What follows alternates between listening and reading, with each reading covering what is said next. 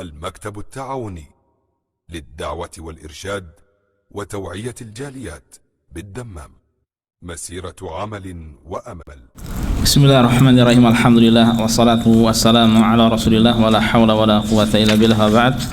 اللهم انفعنا بما علمتنا وعلمنا ما ينفعنا وزدنا علما. رب اشرح لي صدري ويسر لي أمري واحلل عقدة من لساني يفقهوا قولي. اللهم إنا نسألك علما نافعا ونعوذ بك من علم لا ينفع. Ikhwah sekalian, para jamaah, bapak-bapak, ibu-ibu, azani Allah wa iyyakum, yang semoga senantiasa dimuliakan dan dirahmati oleh Allah Subhanahu wa taala. Alhamdulillah, kita pada kesempatan kali ini dipertemukan oleh Allah, dan insyaallah taala kita akan masuk ataupun melanjutkan pembahasan seputar fikih puasa dan Ramadan, dan ini adalah bagian yang ketiga. Para jamaah sekalian, rahimani Allah wa iyyakum, pada pertemuan yang lalu kita sudah menyampaikan pada antum beberapa keutamaan dari puasa secara umum, ya. Beberapa puasa secara umum. Dan pada kesempatan kali ini insyaallah kita akan menyampaikan hal yang begitu penting dari masalah puasa, yaitu arkanus shaum. Apa artinya arkanus shaum? Rukun-rukun puasa, ya, rukun-rukun puasa. Sebelumnya, para jamaah azanillahu wa iyyakum, perlu disampaikan seputar definisi dari as-shaum.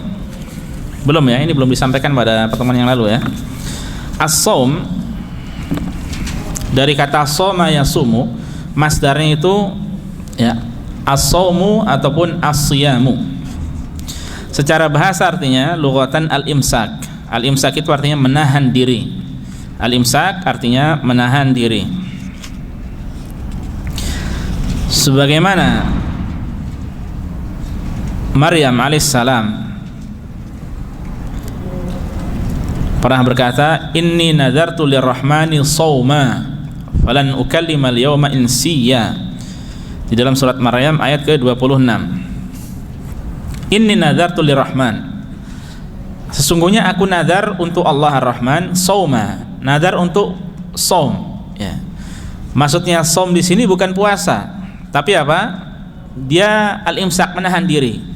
Dari apa? Kita lihat selanjutnya, falan ukallima al-yawma insiya, di mana pada hari ini aku tidak akan berbicara kepada seorang pun. Maksudnya dia shaum di sini menahan diri dari berbicara. Menahan diri dari berbicara, ya. Hanya saja memang istilah ini jarang dipakai, ya, jarang dipakai kalau dalam percakapan sehari-hari, ya. Shaum berarti imsak.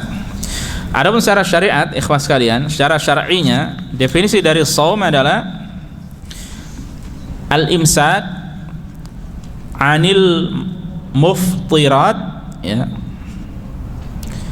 yaitu menahan diri dari pembatal-pembatal puasa, min tulu'il fajri tsani, dari munculnya fajar yang kedua yang disebut sebagai fajar shadiq, ila ghurubis syams, sampai tenggelam matahari, ma'an niyah, yang harus disertai dengan niat, harus disertai dengan niat. Al-imsak itu menahan diri anil muftirat, dari pembatal-pembatal puasa, makan, minum, hubungan badan dan lain-lain. Min tulu'il fajri tsani, dari terbit fajar kedua yaitu fajar shadiq, ila ghurubis syams, hingga tenggelam matahari, ma'an niyah, dengan disertai niat. Disertai dengan niat.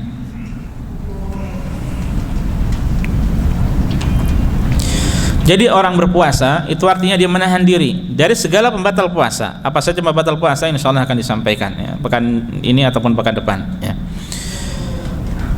Dan diantaranya seperti makan, minum dengan sengaja, kemudian mendatangi istri atau berhubungan badan, ya, dengan sengaja, ya. Tidak lupa kalau dia sedang berpuasa. Nah, maka ini dapat membatalkan puasa. Yang kemudian min tulu'il fajri tsani, dimulai dari terbit fajar shadiq, fajar yang kedua. Karena fajar itu ada berapa? Ada dua. Yang pertama disebut sebagai al-fajru al-kadzib, yang kedua adalah al-fajru as-shadiq. Yang kedua, sampai Indonesia ada fajar apa di Indonesia? Ada fajar dan Rian, Pak, ya. Ya, ada Fajaruddin dan sebagainya, ya. Jadi nama kalau di Indonesia. Ikhwas sekalian, para jamaah rahimanillah wa iyyakum, dan fajar shadiq atau fajar kadzib dan shadiq untuk sekarang ini hampir ataupun sulit untuk bisa kita lihat, ya. Kalau dahulu di zaman Rasul sallallahu alaihi wasallam dan seterusnya, ketika belum ada takwim sebagaimana yang ada sekarang ini, maka mereka untuk melihat waktu salat dengan apa? Dengan melihat langsung, ya. Karena untuk masalah waktu salat ini adalah rukun ataupun syarat wajib salat yang paling kuat, yang paling ditekankan. Apa itu? Dukhulu al-waqt, ya, masuknya waktu. Nah, yang kemudian kalau seandainya bisa dilihat, sebenarnya antum bisa cari-cari di internet, ya, zahir atau gambaran dari fajar shadiq dan fajar kadzib. Kalau fajar kadzib itu dia, kalau seandainya kita melihat ke ufuk timur, maka ada cahayanya itu lurus ke atas, ya, seperti ekor itulah, ya, ke atas. Jadi ada cahaya di ufuk, dia vertikal, ya. Dan itu hanya sesaat. Setelah beberapa saat, ya, langsung gelap lagi, ya. Orang mengirakan itu sudah dekat waktunya dengan apa? Waktu subuh. Tapi ternyata dia hilang lagi. Berarti dia bohong. Disebut sebagai al-fajr al-kadzib. Karena arti kadzib adalah bohong, orang yang bohong. Kalau kadzab apa? Pembohong, pendusta, ya. Nah, setelah itu nanti muncul sinar ataupun cahaya yang horizontal, ya. Yang horizontal itu menyebar di seluruh ufuk. Kalau ada gunung-gunung maka di atas gunung, ya. Yang lama-lama nanti semakin terang, ya, hingga terbit matahari. Nah, ketika sudah muncul itu, maka itu adalah waktu masuknya salat. Dan pada saat itu orang yang berbuka, orang yang sahur sudah tidak boleh makan sahur lagi, ya, hingga waktu tersebut. Dan kalau antum perhatikan di dalam syariat, ayat-ayat Al-Quran ataupun hadis Rasulullah SAW, ya, waktu fajar itu waktu yang sangat-sangat penting, ya. Sampai-sampai Allah bersumpah dengan apa? Wal fajri wa layalin ashar, demi waktu fajar. Tidak hanya fajar saja, ya, waktu-waktu yang lainnya pun banyak, ya. Tapi hukum-hukum seputar fajar ini banyak, ya. Allah memuji orang yang apa? Wal mustaghfirina bil ashar, seperti orang yang banyak beristighfar di waktu sahar. Kapan waktu sahar? Sesaat sebelum waktu fajar, ya. Jadi erat kaitannya masalah waktu ini di dalam Islam, ya. Dan kita tahu kalau di bulan Ramadan berarti, ya, kita makan sahur, ya. Sebelum di bulan Ramadan bisa digunakan waktu untuk apa? Salat malam, ya, orang qiyamul lail, berdoa, memohon ampun, beristighfar kepada Allah Subhanahu wa taala, ataupun mungkin sebagian orang menghafal Al-Qur'an di waktu sebelum fajar. Itu salah satu waktu yang mudah untuk masuk, ya. Dan Allah Subhanahu wa taala memerintahkan Rasul sallallahu alaihi wasallam untuk bangun malam, untuk qiyamul lail, dan mengatakan inna nasyi'atal laili hiya asyaddu wat'a, ya. Asyaddu wat'a, bahwasanya malam itu adalah, ya, pada malam hari itu adalah malam yang tepat untuk seorang ketika lebih khusyuk, bisa lebih fokus, ya, dan banyak membantu dirinya untuk bisa benar-benar beribadah dengan khusyuk kepada Allah Subhanahu wa taala. Dan masalah puasa ini pun erat kaitannya dengan waktu fajar. Tayyib. Kemudian ma'an niyah, ya, atau sebelumnya min tulu'il fajri tsani ila ghurubi syams, sampai tenggelam matahari. Dan tenggelam matahari itu kalau bulatan ataupun bola matahari itu sudah hilang semuanya di ufuk, ya, di ufuk barat. Ketika sudah tidak ada semuanya, maka itu waktu untuk berbuka, ya. Kalau masih ada maka belum boleh. Nah, ini hati-hati kalau seandainya seorang bisa melihat langsung, kemudian ada masjid yang adzan, coba perhatikan apakah tepat waktu atau tidak. Kalau seandainya sebelum tenggelam dia adzan, ya tidak boleh, ya. Ini bisa batal puasanya, batal seorang puasa. Maka itu harus benar-benar hati-hati masjid ketika memungkinkan untuk melihat langsung. Yang kemudian seandainya sudah tenggelam tapi masjid belum adzan, boleh berbuka, ya. Boleh berbuka. Yang menjadi patokan adalah bulatan bola matahari itu sudah hilang sama sekali. Dan antum diantaranya bisa diamalkan ini ketika rumah mungkin dekat pantai lepas, ya, atau kalau tidak seorang ketika pergi umrah di bulan Ramadan, ya, akhir-akhir ini dia masih antara jarak sini menuju Riyadh, ya, itu matahari nanti akan hilang, ya. Nah ketika antum umrah atau sekarang pergi coba ke Riyadh, ya, sore hari, kalau seandainya tidak ada gubar, tidak ada debu, tidak ada awan, ya, maka akan kelihatan, ya, matahari itu tenggelam di padang pasir, ya, akan kelihatan. Nah itu harus benar-benar hati-hati, ya, karena waktu puasa berkaitan dengan hal tersebut. Yang kemudian ma'an niyah, arti ma'an niyah berarti harus disertai dengan niat. Sebagian ulama mengatakan niat ini rukun. Kalau rukun ya berarti harus ada, ya. Sebagian yang lain mengatakan bahwasanya ini adalah syarat, ya, syarat puasa, syarat wajib puasa. Intinya harus disertai dengan niat. Ya, intinya harus disertai dengan niat. Dan terlepas apakah itu rukun ataupun syarat, ya, maka sama-sama harus ada. Intinya sama-sama harus ada dalam ibadah puasa. Nah itu kurang lebih definisi dari puasa. Yang kemudian kita akan masuk ke arkanus shaum ataupun rukun puasa. Ikhwas sekalian, para jamaah rahimanillah wa iyyakum, rukun-rukun puasa yang disebutkan oleh ulama itu ada dua, ya. Yang pertama tadi sudah saya singgung, apa tadi? Niat, ya. Ini yang pertama, niat.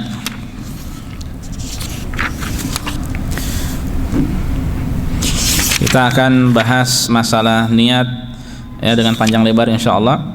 Yang kedua, ya, apa tadi arti dari puasa? Menahan diri dari membatal puasa, dari terbit fajar sampai tenggelam matahari. Itu rukun yang kedua. Kalau antum hafal definisi puasa yang saya sampaikan, berarti antum tahu dua rukun puasa. Saya ulangi. Rukun yang pertama apa? Niat.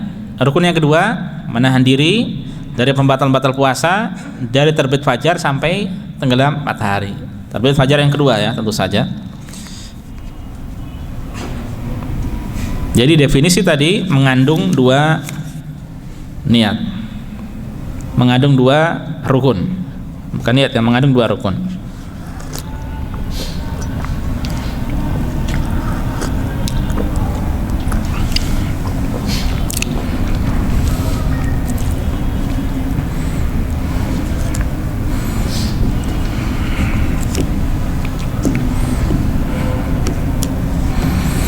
Apa bedanya rukun, apa bedanya syarat sama rukun, ikhwas sekalian? Apa bedanya rukun, apa bedanya syarat dengan rukun?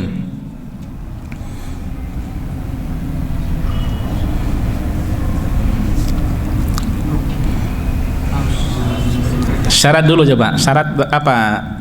Ya, coba antum sebutkan apa? Kalau syarat? Ya.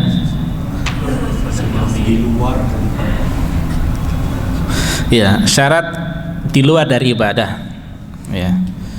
Kalau rukun masuk dalam ibadah, ya. Kalau rukun masuk dalam ibadah.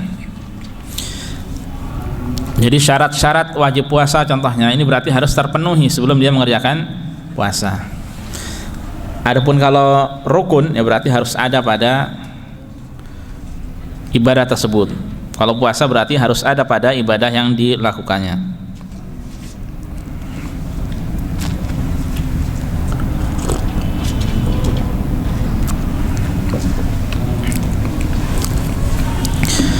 Paham ya? Syarat-syarat sholat berarti dikerjakan dulu sebelum sholat itu dikerjakan. Syarat-syarat wajib contohnya, ya, berarti harus terpenuhi dulu, ya. Kemudian kalau rukun-rukun sholat, ya, berarti ini masuk ke dalam ibadah sholat tersebut, ya. Nah ini beda antara rukun dan antara syarat dan rukun. Meskipun sekali lagi tadi masalah puasa apakah niat itu masuk ke rukun ataupun syarat ada perbedaan pendapat, ya. Kalau dikatakan masuk, ya. Seandainya kita katakan masuk, memang hakikatnya kita lihat masuk, ya, karena rangkaian, ya. Demikian pula seandainya kita katakan rukun, karena memang puasa ini ketika dilakukan tanpa ada niat, ya habis sudah, tidak ada nilainya puasa tersebut, ya. Dan ikhwas sekalian rahimani Allah wa iyyakum, untuk masalah niat, ketika dikatakan niat, maka yang dimaksud dengan niat di sini adalah niat yang ditujukan hanya kepada Allah semata. Berarti apa? Ikhlas, ya. Dalam beribadah pada Allah harus ikhlas. Allah mengatakan wa ma umiru illa liya'budullaha mukhlishina lahuddin hunafa. Tidaklah mereka diperintahkan kecuali untuk beribadah kepada Allah dengan ikhlas, ya. Nah, ini yang kita berusaha, ya, untuk terus-menerus memperbaiki amalan hati kita, dan ikhlas termasuk amalan hati yang tidak mudah, ya, tidak mudah, dan kita tidak tahu, ya, hingga kita meninggal kita tidak tahu derajat keikhlasan kita, ikhlas atau tidak, ya, sehingga kita butuh untuk terus memperbaiki amalan hati kita, ya. Dan ikhlas ini termasuk hal yang tidak mudah. Mungkin lisan kita mengucapkan saya ikhlas, tapi belum tentu hati kita apa seperti itu, ya. Terkadang sebagian orang itu mengucapkan saya ikhlas itu supaya tidak ada masalah aja selanjutnya, ya. Saya nggak mau ribut dengan ini, kamu ikhlas nggak? Ikhlas. Kemudian dia mengatakan sudah saya ikhlaskan, padahal hatinya masih apa? Dongkol, ya. Meskipun maksud dari ikhlas itu bukan ikhlas itu, tapi apa? Mungkin ridho, rela dia, sudah saya relakan, ya. Bukan apa? Sudah saya ikhlaskan, ya. Bukan itu ikhlas. Adapun ikhlas artinya adalah apa? Sering saya sampaikan, yaitu qasdu ala fi'li al-ibadati taqarruban ilallah, itu menunjukkan ibadah, ya, menunjukkan ibadah hanya kepada Allah semata, ya. Ya, menunjukkan ibadah hanya kepada Allah, itu adalah ikhlas. Baik, saya tanya pertanyaan yang sempat saya lontarkan sebelumnya, ya, pada beberapa kajian sebelumnya, insyaallah kalau antum ingat, apa bedanya ikhlas sama niat? Apa beda ikhlas dengan niat?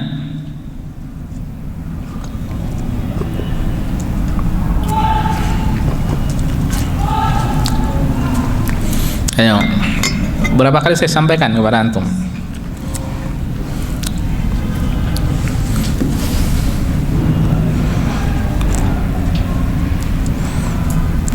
Kalau ikhlas dimulai dengan I, kalau niat dimulai dengan N. Bukan, yang benar ikhlas dimulai dengan hamzah, niat dimulai dengan nun. Nah, apa coba? Ayo, lupa. Sudah pernah saya sampaikan pada antum.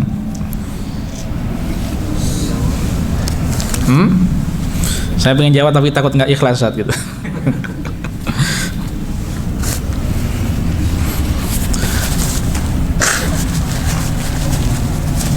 Gimana? Ikhlas adalah bagian dari niat. Ikhlas adalah bagian dari niat. Karena niat itu bisa jadi ada niat yang baik, ada niat yang tidak baik, ya. Berarti ikhlas ini termasuk dari baik atau tidak, Pak? Baik. Paham, ya? Jadi ini umum khusus. Lebih umum yang mana? Niat, ya. Contohnya, orang datang ke tempat kondangan, ya, emang dia ingin menghadiri undangan, ya. Kalau walimah itu di dalam Islam hukumnya apa? Wajib, ya. Barang siapa yang diundang, ya, barang siapa yang tidak mendatangi, diundang dan tidak mendatanginya, maka sungguh dia telah bermaksiat pada Abul Qasim, kata beliau sallallahu alaihi wasallam. Ya, dia telah bermaksiat pada Rasulullah sallallahu alaihi wasallam. Kalau tidak ada udzur, kita datang. Kalau ada udzur, ada alasan, sampaikan ada alasan, mohon maaf, ya. Nah, kalau seandainya datang, orang kan niatnya macam-macam, Pak, ya. Ada yang untuk memenuhi haknya dia, ini kewajiban saya, baginya pahala, ya, dengan izin Allah Subhanahu wa taala. Tapi akhir-akhir ini subhanallah, saya pernah baca berita, mungkin antum pernah baca, ada yang datang kondangan, dia tidak diundang, Pak, ya. Ternyata untuk ngambil uang di situ dengan cara-cara sendiri, saya nggak tahu ngambil uangnya seperti apa, ya. Jadi yang jadi masalah ibu-ibu lagi, dan yang jadi masalah jilbaban lagi, plus sama anaknya lagi, ya. Jadi ini yang mencoreng Islam, ya, dan kaum muslimin. Ya, datang ke kondangan niatnya untuk apa? Ngambil amplop. Ya, ini kan tentu merupakan kemaksiatan pada Allah. Nah, ini niat yang tidak baik. Sama-sama niat. Yang pertama niat, yang kedua niat. Yang pertama niat yang baik, yang kedua ini niatnya tidak baik. Ya. Dan bisa jadi ada niat-niat yang lainnya. Ya. Karena niat itu banyak. Seperti belajar agama pun niatnya banyak. Ya. Bisa ikhlas lillahi ta'ala, untuk mengangkat kejahilan dari dirinya, untuk membela syariat, ya. Untuk menyebarkan Islam, untuk didakwahkan, untuk diamalkan. Itu adalah niat dalam mempelajari syariat Islam atau dalam belajar agama. Ya. Jadi niat banyak. Nah, ikhlas ini adalah bagian dari niat, dan dia termasuk niat yang baik, ya, yang bagus. Kemudian para jamaah azanillahu wa iyyakum, berkaitan dengan masalah ikhlas, ya, berkaitan dengan masalah niat ini, Rasulullah sallallahu alaihi wasallam mengatakan, "Man lam yujmi'is shiyama qabla al-fajri fala shiyama lahu." Ya, berkaitan masalah niat dalam puasa. Barang siapa yang tidak berazam atau berniat untuk puasa sebelum fajar, maka tidak ada siam baginya, tidak ada puasa baginya. Di dalam riwayat yang lain Rasulullah SAW mengatakan, "Man lam yubayyitis shiyama qabla al-fajri fala shiyama lahu." Barang siapa yang tidak meniatkan pada malam hari, ya, niat untuk berpuasa sebelum fajar, maka tidak ada puasa baginya. Nah, dua hadis yang saya sampaikan ini menunjukkan bahwa untuk puasa harus diawali dengan niat. Dan ini, ya, niat ini dilakukan pada malam hari. Ya, besok hari Ramadan atau besok dia pengen berpuasa, ya dia niatkan. Sekarang dia niatkan besok berpuasa, sudah cukup baginya. Ya. Ada keinginan untuk berpuasa, sudah cukup. Dan niat dalam berpuasa ini, ya, dan ibadah-ibadah yang lainnya, bahwa tempat niat adalah di dalam hati, ya, sehingga tidak perlu dilafalkan, ya. Dan tidak ada lafal tertentu, ya. Sebagian yang tersebar di tengah masyarakat, ya, mungkin juga kita dapatkan di televisi, di koran, di majalah dan sebagainya, bisa jadi disebarkan di WhatsApp kalau sekarang, ya, di media sosial, maka itu tidak ada tuntunannya dari Rasulullah SAW dengan lafaz apapun. Ada matan Allahumma nawaitu shoma ghadin an ada'i fardhi syahri Ramadan hadis sanati lillahi ta'ala. Artinya apa? Nawaitu, saya berpuasa, shoma ghadin, apa? Puasa besok hari. Nawaitu shoma ghadin an ada'i, untuk melaksanakan fardhi syahri, kewajiban bulan ini, kemudian fardhi syahri Ramadan hadis sanati, tahun ini, lillahi ta'ala. Ikhlas lillahi ta'ala. Ada yang kurang, tanggalnya belum disebutin, tanggal hijriahnya atau tanggal Masehinya, ya. Kemudian dia di mana lokasinya, ya. Apakah ketika puasa itu di Arab Saudi ataupun di Indonesia, daerahnya mana, kotanya mana, ya. Itu ada yang kurang. Kurangannya apa? Jangan tanya kurangannya itu lafadznya gimana. Enggak, maksud saya di sini tidak ada tuntunannya, ya. Jadi cukup antum ada keinginan untuk melakukan sesuatu, maka itulah yang disebut sebagai apa? Niat. Dan itu harus ada. Yang menjadi masalah, apakah niat ini harus ada pada setiap malam bulan Ramadan atau cukup di awal saja? Hah? Masya Allah. Hah? Iya. Ada khilaf di antara ulama. Ada khilaf di antara ulama. Beliau merajihkan yang setiap malam. Memang ada khilaf di antara ulama, ya. Yang rajih insyaallah, sebagian berpendapat bahwasanya cukup di awal Ramadan saja. Sebagian ulama berpendapat cukup di awal Ramadan saja. Dan ini diantaranya adalah pendapat Syekh Muhammad bin Shalih Al-Utsaimin rahimahullah. Ya, Syekh Al-Utsaimin beliau berpendapat cukup sekali saja. Tapi kemudian seandainya mungkin suatu hal di tengah Ramadan, di awal atau di akhir dia sakit atau safar, kan berarti kan dia berbuka. Ketika mau berpuasa lagi, dia ulang lagi. Ya. Paham? Gambaran yang pertama. Adapun pendapat jumhur, banyakkan ulama, ya, mereka mengatakan bahwasanya harus tiap malam. Harus tiap malam. Ya. Dan ini insyaallah yang lebih kuat, ya. Dalilnya mana? Tadi diantara dua hadis yang sudah saya sampaikan. Barang siapa yang tidak berniat, ya, sebelum fajar, ya, maka tidak barang siapa yang tidak niat berpuasa, saya ulangi, barang siapa yang tidak niat puasa sebelum fajar, maka tidak ada puasa baginya, ya. Barang siapa yang tidak niat puasa sebelum fajar, maka tidak ada puasa baginya. Nah, ini menunjukkan bahwasanya sebelum fajar, ya, sebelum fajar ini menunjukkan setiap harinya, bukan sebelum 1 bulan, bukan sebelum 1 pekan, bukan sebelum beberapa hari. Sehingga inilah pendapat yang paling kuat, bahwa niat itu harus pada setiap malam bulan Ramadan. Wallahu ta'ala alam, ya. Dan sekali lagi, niat itu intinya ada keinginan untuk berpuasa, ya. Seperti orang siap-siap, saya mau tidur cepat nih supaya besok sahurnya bisa cepat. Itu buat apa dia bangun untuk cepat itu? Buat makan sahur. Buat apa dia sahur? Berpuasa. Itu udah niat, ya. Jadi simple, ya. Saya kira wallahu alam, apa ada kira-kira orang nggak ngeh tiba-tiba, saya puasa? Ada nggak kira-kira seperti itu? Saya kira tidak ada, ya. Dan ini khusus untuk puasa wajib, harus dikerjakan sebelum fajar, ya. Malam hari, ya. Malam hari ketika sahur, pokoknya ada niat, ya. Ada keinginan, ya. Ada keinginan. Tidak harus menghadirkan pada saat sahur, ya. Tidak harus menghadirkan pada saat sahur. Karena ketika malam hari ada keinginan untuk berpuasa, sudah, itu namanya apa? Niat. Hatta dia bangun untuk makan itu, makan sahur itu termasuk niat untuk berpuasa. Jadi simple. Dan sekali lagi, wajib niat sebelum fajar ini adalah untuk puasa yang wajib. Nah, sudah disampaikan pada pertemuan sebelumnya bahwa saya puasa wajib ada berapa? Ada berapa?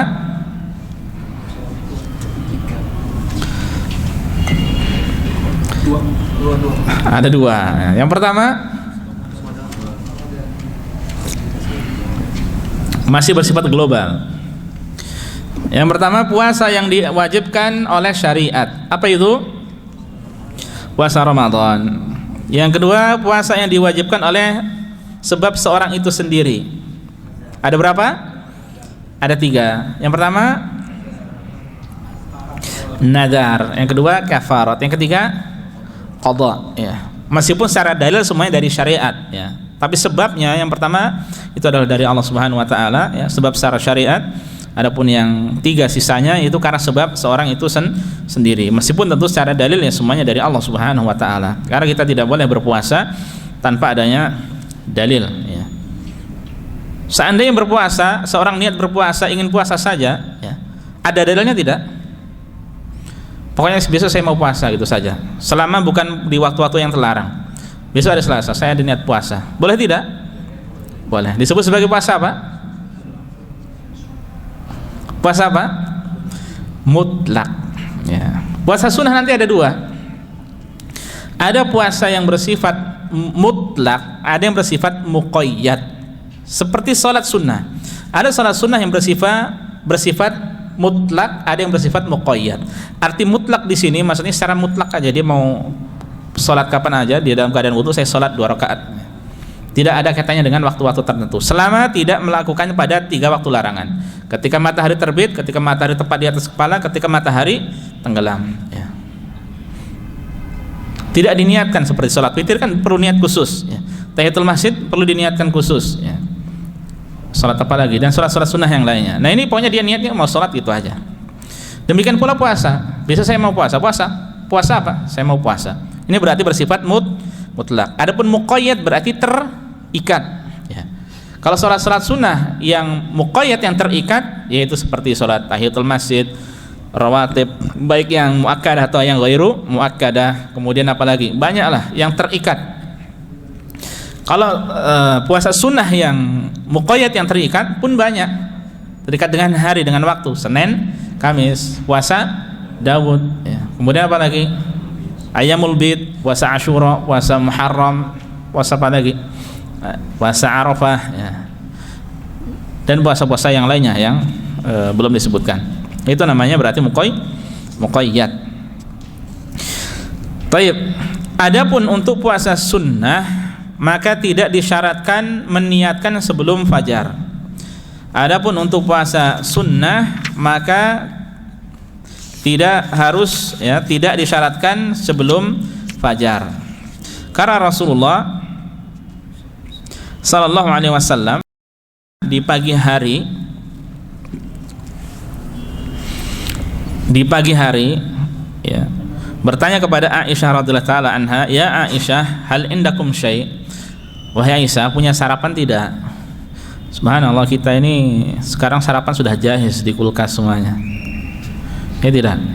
Mau apa-apa kalau di Indonesia tinggal maju berapa langkah sudah banyak orang jualan. Fulus ada, ya. Subhanallah. Kita benar-benar dibentangkan dunia oleh Allah Subhanahu wa taala. Dan kalau yang Allah Subhanahu wa taala khawatirkan sahabat itu, ya, kata Rasulullah sallallahu alaihi wasallam, "Masyirku akhsha alaikum." Saya tidak khawatir kalian terjerumus ke dalam kesyirikan. Ya. Maksudnya apa ini? Saya tidak khawatir kalian terjerumus ke dalam kesyirikan. Karena mereka sudah kuat imannya. Tidak mungkin mereka kemudian berbuat kesyirikan, ya. Tapi yang beliau sebagaimana beliau kemudian mengatakan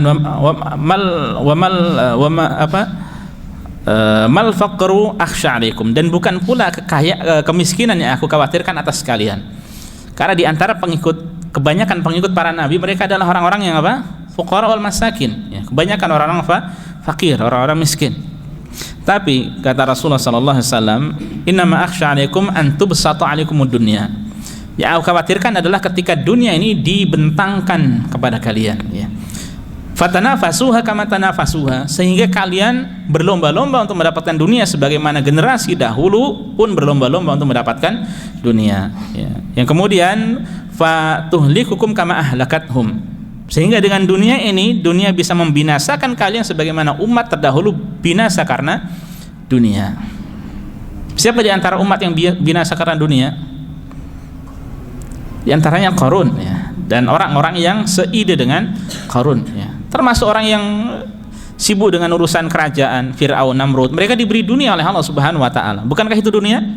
Kerajaan dunia, ya. Telah hancur lebur mereka, dihancurkan oleh Allah Subhanahu wa taala, ya. Jadi bukan kefakiran, bukan kesyirikan yang dikhawatirkan oleh Rasulullah terjadi pada para sahabat. Fakir biasa, teman dekat, sahabat, ya.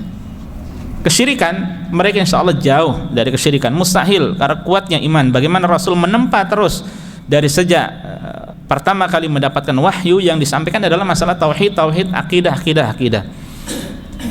Syariat baru disampaikan secara sempurna ketika sudah hijrah ke kota Madinah, ya. Namun ketika seorang mendapat dunia sebagaimana yang kita ketahui, maka dengan mudah dia bisa terfitnah oleh dunia. Apa ada ceritanya orang terfitnah oleh kefakiran? Adanya fulan terfitnah oleh dunia. Tapi salah paham bisa, sehingga dia terfitnah oleh kefakiran. Apa itu? Orang-orang yang mengaku zuhud ala sufi, ya. Yang mereka mengaku zuhud sehingga hidup ala kadarnya dengan pakaian yang seakan-akan tidak pernah ganti, ya, benar-benar seakan-akan meninggalkan dunia. Itu zuhud versi mereka, ya. Terfitnah dengan kefakiran yang berasal dari istilah zuhud itu tadi. Dan Anda pernah melihat ada orang dulu, ya, waktu Muqabalah Madinah di Pondok Jilul Quran di Jogja dekat Monjali, monumen Jogja kembali, ya, ketika bersama Ustaz Ahmad juga waktu itu, ada seorang cerdas, orangnya pintar, ya. Tapi antum melihat itu, ya Allah, ya mungkin mereka merasa zuhudnya seperti ini, ya. Orangnya hitam, ya, kurus, ya, seakan-akan tidak mau makan, pakaian seakan-akan itu saja, ya. Tapi ketika berdebat, saya sempat nyimak berdebat sama seorang yang lainnya, ya, dia masya Allah jalan akalnya, tidak tahu belajar di mana orang seperti itu. Memang kalau kita lihat, ya, miskin, kasihan gitu, ya. Ya. Tapi ternyata yang menyebabkan dia seperti itu, ya, adalah dirinya sendiri, ya. Padahal hakikat zuhud sesungguhnya adalah apa? Tarku ma la yanfa'u fil akhirah, meninggalkan segala hal yang tidak ada manfaatnya di akhirat, ya. Kalau orang melihat harta, dan ini yang sulit. Ya, dia melihat harta yang ada padanya tidak ada manfaatnya di akhirat, ya, kemudian dihindari, maka orang ini adalah orang yang zuhud. Ya.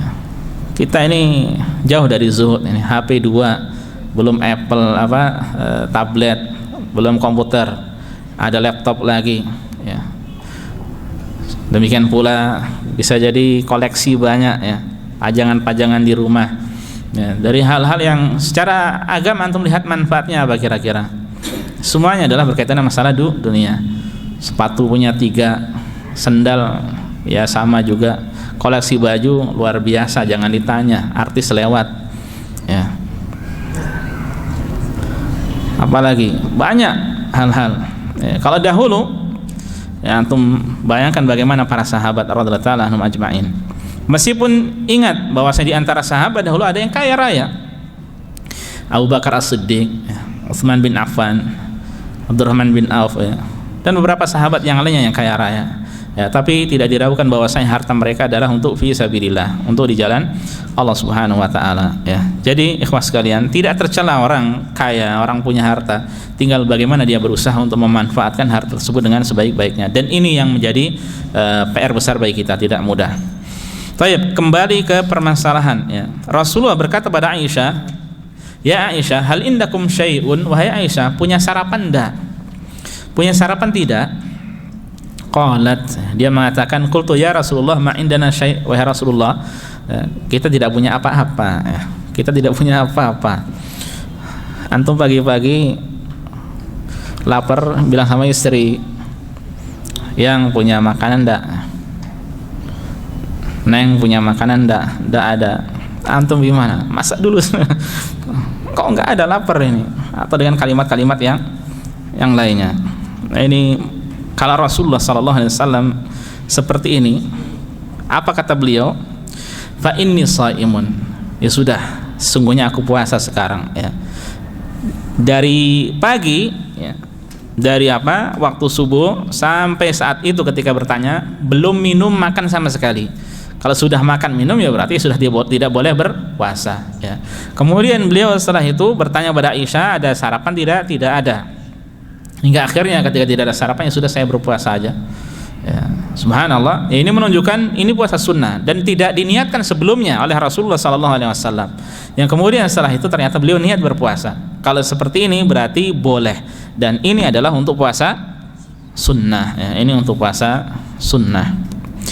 Oleh karena itu ikhwan sekalian rahimanillah, ya, ada hadis-hadis, tapi ini hadis yang dhaif, ya, berkaitan dengan masalah dunia akhirat ini, ya. Barang siapa yang peduli dengan dunia, maka itu akan merugikan akhiratnya, dan barang siapa yang peduli dengan akhirat akan merugikan dunianya. Tidak bisa tengah-tengah, ya. Orang kalau ngomong tengah-tengah itu sulit, ya, pertengahan antara dunia akhirat. Siapa yang peduli akhirat, dunianya kalah, rugi dia di dunia. Siapa yang peduli dunia, apa yang kalah? Akhiratnya yang kalah. Itu pasti, ya. Secara makna benar, ya. Tapi hadis ini secara periwayatan tidak sahih, ya.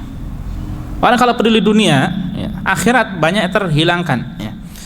Peduli akhirat, dunia yang kurang diperhatikan, ya. Kalau mau melihat orang-orang yang peduli dengan akhirat tanpa dunia, para sahabat, antum bisa lihat, ya. Kalau mau melihat orang-orang yang peduli dengan dunia jauh dari akhirat, antum bisa lihat, ya. Jadi harus dikorbankan salah satunya. Dan antum sudah tahu pilihan antum yang mana, siap atau tidak, dunia atau akhirat. Enggak berani ngomongnya, ya. Maka itu Allah mengatakan, ya, Allah mengatakan, wabtaghi fima ataqallahu ad-daral akhirata wa la tansa nasibaka minad dunya. Dan berharaplah dari apa yang telah Allah berikan kepada kamu, ya, ad-darul akhirah, kampung akhirat. Berharaplah dari apa yang Allah berikan kepadamu, kampung akhirat, ya. Tapi wala tansa nasibaka minad dunya, jangan kau lupakan bagianmu dari akhirat, dari dunia. Yang pertama dipedulikan adalah akhirat, ya. Tapi hal-hal yang penting yang tidak bisa ditinggalkan dari kehidupan dunia, ambil, ya. Ingat, akhirat itu bukan sarana, tapi itu adalah tujuan. Dunia ini yang sarana, jangan dibalik. Orang yang sahih, yang benar, menjadikan dunia sebagai sarana untuk mendapatkan akhirat, ya. Jangan dengan hal-hal yang bersifat akhirat, ya, digunakan untuk mendapatkan dunia, ya. Ini termasuk kesyirikan dan ini termasuk penyimpangan, ya. Beribadah contohnya, ya, tapi yang diharapkan adalah dunia.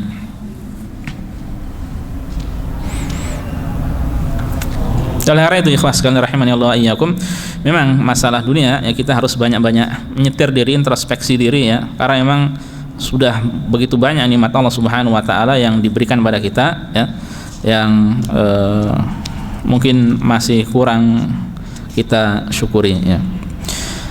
Selanjutnya ikhwas sekalian rahimani Allah wa iyyakum, untuk puasa ini tadi kita masuk puasa wajib dan puasa sunnah berkaitan dengan masalah niat. Hanya saja ada perbedaan nanti untuk puasa wajib dan puasa niat dalam hal boleh membatalkan puasa atau tidak. Ya. Kalau seandainya puasa wajib boleh membatalkan puasa atau tidak? Secara asal tidak boleh ya, kecuali kalau memang ada udzur yang benar-benar syar'i ya. Seperti apa? Haid nifas atau haid wanita datang bulan, ya tidak boleh dia berpuasa. Seandainya melanjutkan hukumnya haram, tidak boleh berpuasa. Baik. Adapun orang yang puasa sunnah, maka dia boleh membatalkan karena suatu sebab. Ya. Ada pilihan di situ.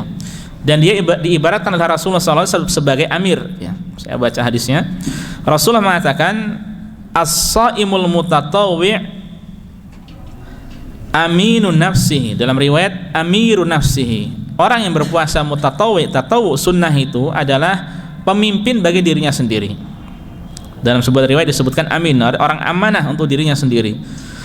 Insya'a shoma wa insya'a aftara. Seandainya dia mau berpuasa lanjutkan, seandainya dia mau berbuka pun boleh. Ya. Mau berpuasa boleh, mau melanjutkan juga tidak mengapa. Dan hal ini bisa dipraktekkan ketika seorang berpuasa puasa sunnah kemudian diundang makan ya. Diundang makan. Seandainya dia ya, pemilik yang mengundang itu pemilik rumah ridho tidak mengapa, ya sudah, maka cukup bagi orang yang berpuasa falyusalli kata Rasulullah, hendaknya dia mendoakan kebaikan bagi orang tersebut ya. Kalau seandainya dia lihat pemilik rumah dia tidak suka ya, harus makan, maka tidak mengapa dia batalkan ya. Dia batalkan. Kalau wajib tidak boleh. Kalau wajib tidak boleh ya.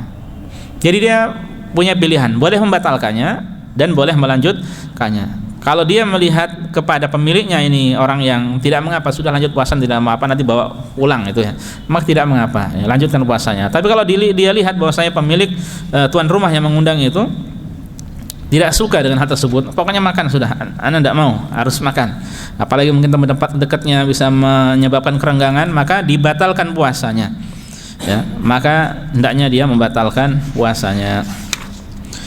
Taib, itu beberapa permasalahan penting seputar niat. Kemudian rukun yang kedua. Rukun yang kedua adalah apa tadi? Menahan diri dari pembatal-pembatal puasa. Ya, dari terbit fajar yang kedua sampai tenggelam matahari. Antum bisa lihat hadis dalilnya di firman Allah dalam surat Al-Baqarah ayat 187 ya.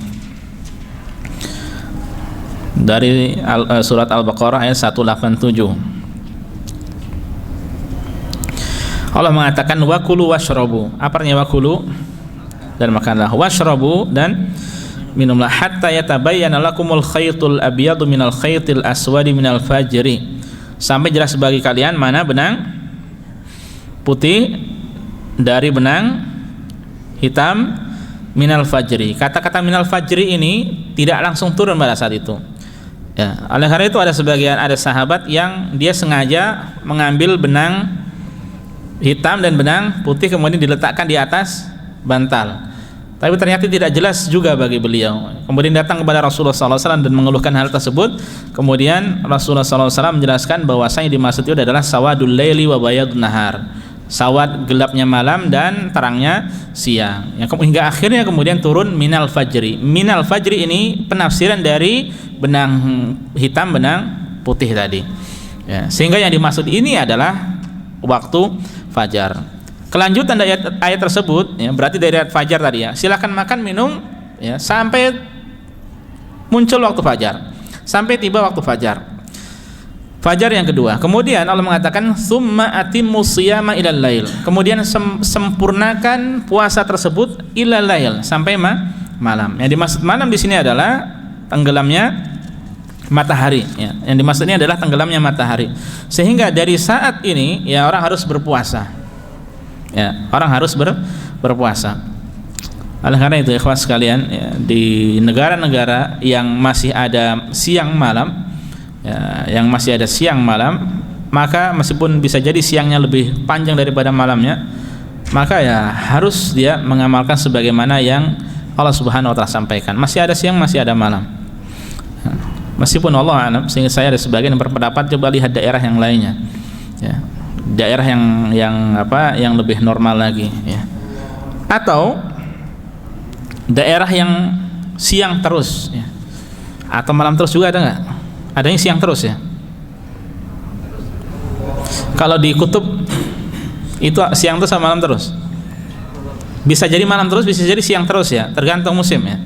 Nah, kalau seperti itu bagaimana? Ya, ini mereka ulama mengatakan coba lihat kiasan kepada daerah negara yang paling dekat yang masih ada siang malamnya. Ya. Ada sebagian teman yang tinggal di Kanada, berapa jam di sana untuk siangnya? Sekitar sampai 18 apa, ya?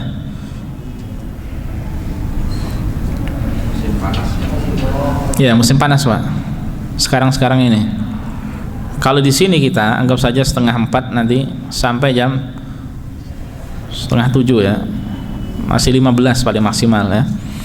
Itu akhir-akhir Ramadan semakin subuh semakin malam dan maghrib semakin malam juga, ya, sampai 3:14 itu untuk subuhnya, sampai nanti 5 atau 6:33-an atau 35-an kurang lebih, 6:30 lah, ya. Itu di sini daerah di Syarqiyah. Di daerah yang lainnya beda-beda lagi di Arab Saudi.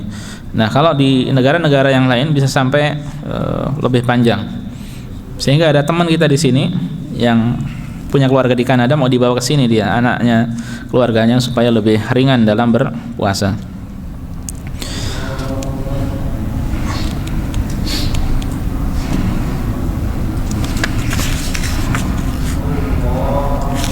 Dan di dalam sebuah hadis, ya, dari Aisyah radhiyallahu anha bahwa kebiasaan Bilal adalah adzan pada malam hari, ya. Dan Rasulullah sallallahu alaihi wasallam mengatakan kulu washrabu hatta yu'adzina Ibnu Ummi Maktum. Silakan makan dan minum sampai yang adzan itu adalah Ibnu Ummi Maktum. Fa innahu la yu'adzin hatta yatlu al-fajru.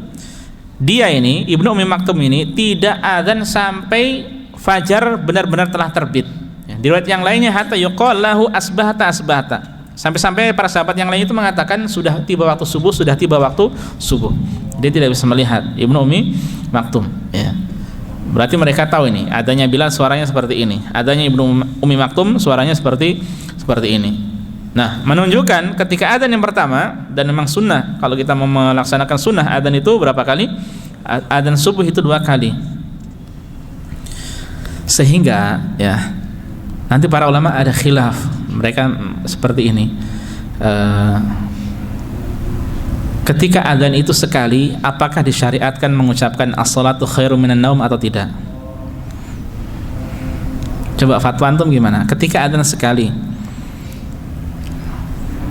apakah disyariatkan mengucapkan as-salatu khairum minan naum atau tidak? Kalau di zaman Rasulullah SAW dahulu yang mengucapkan as-salatu khairum minan naum siapa? Bilal atau Ibnu Ummi Maktum? Bilal, ya. Adzan yang keberapa? Yang pertama. Nah, yang menjadi pertanyaan, disyariatkan atau tidak kalau sekarang? Hanya sekali. Contohnya di sini sekali.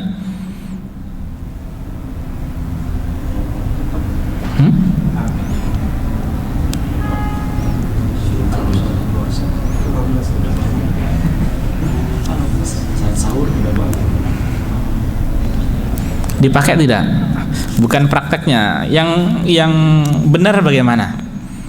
Kalau prakteknya memang ada yang pakai, ada yang tidak. Kalau di Indonesia, pondok-pondok yang sebagian pondok sunnah ya, mereka yang adzan sekali mereka tidak mengucapkan as-salatu khairum minan naum. Wallah, sebagian yang lain saya kurang perhatian ya. Kalau di sini yang sekali pakai. Mengapa ada khilaf? Jadi sebabnya gini, ada 2 adzan di zaman Rasul sallallahu alaihi wasallam. Kalau seandainya mau ditambah 1 lagi, ada berapa adzan? 3. Adzan yang ketiga sebagai apa? Iqamah. Yang ada as-salatu khairum minan naum, adzan yang keberapa? Adzan yang pertama. Tayyib. Seandainya adzan pertama tidak ada di sini, berarti adzan yang diadzankan itu adzan keberapa? Kok dikatakan kedua? Padahal pertama dilakukan. Pertama kan? Nah, karena itu pertama, maka ada as-salatu khairum minan naum. Alasannya. Paham? Ya. Kan tidak ada adzan yang sebelumnya. Berarti ya tetap dihitung ke satu ya, pertama. Dan yang pertama secara asalnya pakai as-salatu khairun minan naum. Paham? Ini pendapat. Tapi pendapat yang lainnya tidak seperti itu. Pendapat yang lainnya, loh, asalnya adzan itu ya pas ketika saat tiba waktu fajar ya. Dan ketika tiba waktu fajar itu tidak ada as-salatu khairum minan naum. Karena as-salatu khairum minan naum itu ya diucapkan ketika pada adzan sebelum tiba waktu fajar yang kedua. Sehingga akhirnya mereka mengatakan tidak pakai. Paham? Paham kira-kira perbedaan mengapa ada khilaf di situ ya. Subhanallah, dalilnya sama tapi cara memahaminya berbeda. Dua-duanya benar ini, dua-duanya benar. Ya, sehingga untuk mentarjih pun tidak mudah juga. Jadi yang pertama mengatakan, pendapat yang pertama mengatakan, loh itu adzan pertama. Dan kalau di zaman Rasulullah SAW adzan yang pertama adalah menggunakan as-salatu khairun minan naum. Tapi mazhab yang kedua mengatakan tidak demikian ya. Yang benar itu adalah ketika as-salatu khairun minan naum itu adalah adzan sebelum waktu fajar yang kedua ya. Sehingga ketika adzannya tepat pada waktu fajar yang kedua tidak pakai as-salatu khairun minan naum. Lebih kuat yang mana? Antum pilih yang mana? Wes nggak usah ribut masalah adzan, yang penting sholat gitu. Yang salah itu yang nggak sholat gitu ya. Sebagian teman-teman kalau kuliah seperti itu mereka. Wes nggak usah ribut masalah ini yang salah itu yang nggak sholat ya. Saya mendengar sendiri dari sebagian ada yang berbicara seperti itu. Ini masalah sholat seperti ini, masalah ya, mereka benar semua, nggak usah diributin. Yang salah itu yang nggak sholat. Gimana? Setuju antum? Setuju? Masa? Ya perlu dibahas secara ilmiah. Allah alam. Tidak mudah untuk menentukan mana yang rajih, mana yang tidak. Saya hanya menyampaikan saja. Antum semuanya ulama. Antum tarjih. Baik.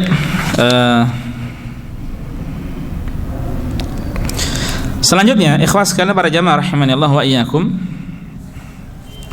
Di dalam hadis ya, Rasulullah SAW juga mengatakan, idza aqbala al-lailu min hahuna, seandainya waktu malam itu sudah tiba dari sini, wa adbaran naharu min hahuna, waktu siang sudah hilang, wa gharabatis syamsu, dan matahari telah tenggelam, faqad aftara as-shaim, maka itu waktunya orang yang berpuasa berbuka ya.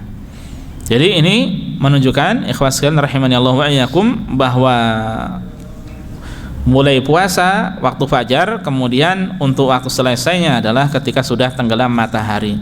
Dan dianjurkan untuk menyegerakan berbuka. Masalah sahur buka ini nanti masalah lain yang insyaallah akan kita bahas juga. Ya. Yang intinya yang kita pelajari adalah waktunya ya. Antum sudah paham waktunya, ini yang harus dijaga. Yang kemudian dua hal tersebut ketika terpenuhi, yaitu niat dan menahan diri dari pembatal puasa dari terbit fajar sampai tenggelam matahari, berarti orang tersebut sudah melakukan puasa ya.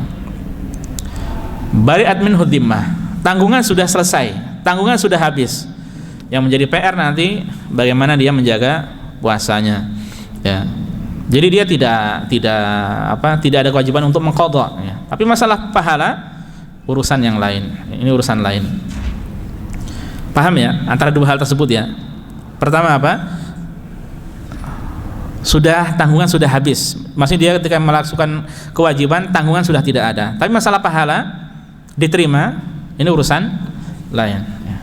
Saya kasih gambaran yang lainnya. Rasulullah mengatakan man ata arrafan lam tuqbalahu salatun arba'ina lailah. Siapa yang mendatangi dukun, tukang ramal atau dukun, ya, tidak akan diterima salatnya selama 40 malam. Salatnya tidak akan diterima. Yang menjadi pertanyaan, apakah dia tetap wajib melaksanakan salat atau tidak? Karena bisa jadi dia ngomong, nah, buat apa salat? Nggak diterima, Pak. 40 saat datang dukun, Pak. Jelas nggak salat, Pak. Selesai 40, malam yang ke-41 datang dukun lagi, punya jatah 40 hari lagi. Nggak salat lagi. Nggak wajib sudah. Jadi bagaimana cara keluar dari kewajiban salat? Datang dukun. Itu caranya. Salatnya nggak wajib. Gitu, Pak. Iya kan? Supaya salat tidak wajib, ya, nggak usah ke tasawuf, ke ini itu. Datangi dukun. Datang, punya pulsa 40 hari nggak salat nih, udah. Kok nggak salat, nggak diterima sama Allah. Ya. Selesai, datang lagi dukun lagi. Nggak salat lagi, kemarin sudah beres, sekarang datang lagi ke dukun, nggak terima 40 hari. Bagaimana? Tidak demikian, ya. Jadi yang benar, dia tetap berkewajiban salat. Belum selesai tanggungan salat. Urusan diterima atau tidak, ternyata tidak diterima. Tetap wajib salat tapi salatnya tidak diterima. Kan ngeri. Ya. Puasa seperti itu, bisa seperti itu, salat juga bisa seperti itu. Sebagaimana juga ketika seorang salat, ya, kan pahalanya bisa sedikit ataupun banyak, ya. Bisa dapat 1/10, 1/9 sampai setengah. Ya, atau bahkan bisa sampai sempurna, dan itu hanya sedikit orang yang bisa benar-benar sempurna, ya. Nah, jadi beda antara bebas kewajiban dengan pahala, ya. Nah, demikian pula yang perlu diperhatikan ketika kita berbicara masalah ibadah haji.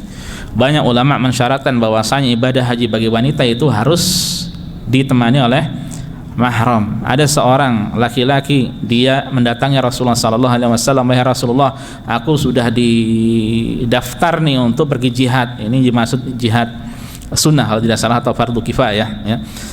Tapi istriku mau pergi haji, ya. Kemudian kata Rasulullah, ini mau jihad nih. Kemudian istrinya mau pergi haji, kata Rasulullah, ya, pulang ke rumah, pergi haji bersama istrimu. Ya, dari hadis ini yang sharih, yang jelas, sangat spesifik, ya. Kemudian ulama berpendapat bahwa haji perempuan harus dibarengi dengan mahram, ya. Ini termasuk dari bagian istita'ah ataupun kemampuan, ya. Jadi kalau kemampuan buat laki-laki, selain ada tunggangan ataupun ada kendaraan, ada biaya. Kalau buat suami atau kepala keluarga, ada biaya buat yang ditinggalkan. Nah, kalau buat perempuan harus ditemani dengan mahram. Paham sampai sini? Yang kemudian seandainya seorang wanita pergi haji tanpa mahram, rukun-rukun wajib-wajib terpenuhi semuanya, haji Islamnya selesai, ya kan? Yang menjadi pertanyaan, apakah diterima pahalanya oleh Allah atau tidak? Dia pergi haji dengan bermaksiat pada Allah Subhanahu wa taala. Apakah diterima atau tidak? Apakah menjadi mabrur atau tidak? Bagaimana dikatakan mabrur? Mabrur itu adalah haji yang tidak ada padanya maksiat. Ini ada padanya maksiat, ya. Maksud ana di sini, ya, ada dua hal yang penting untuk kita perhatikan dalam ibadah. Selain selesai tugas kita, kewajiban kita, maka hal yang satunya lagi adalah apa? Masalah ibadah tersebut diterima atau tidak. Entah itu salat, entah itu puasa, termasuk haji bagi wanita, ya. Kalau haji mungkin pada musim haji, berarti selain daripada itu apa? Umrah, ya, sebagai haji kecil. Nah, ini harus diperhatikan. Ini harus diperhatikan. Wallahu taala alam. Oleh karena itu kita di sini, ya, sampai sekarang tidak menerima untuk umrah yang tidak disertai dengan apa? Mahram, ya. Baik. Ini ikhlas sekalian, para jamaah yang bisa disampaikan pada kesempatan kali ini dari masalah puasa. Ini hal yang terpenting, dua rukun puasa ini adalah hal yang terpenting, antum pegang, antum jaga. Adapun hal-hal yang lainnya itu nanti bersifat apa? Adab ataupun sunnah, ya. Semoga kita dimudahkan untuk membahas kelanjutannya di pertemuan selanjutnya insyaallah ba'da khutbah Jumat, ya, dan ba'da asar pada pekan depan. Semoga bermanfaat. Wallahu taala wa sallallahu ala nabiyyina Muhammad.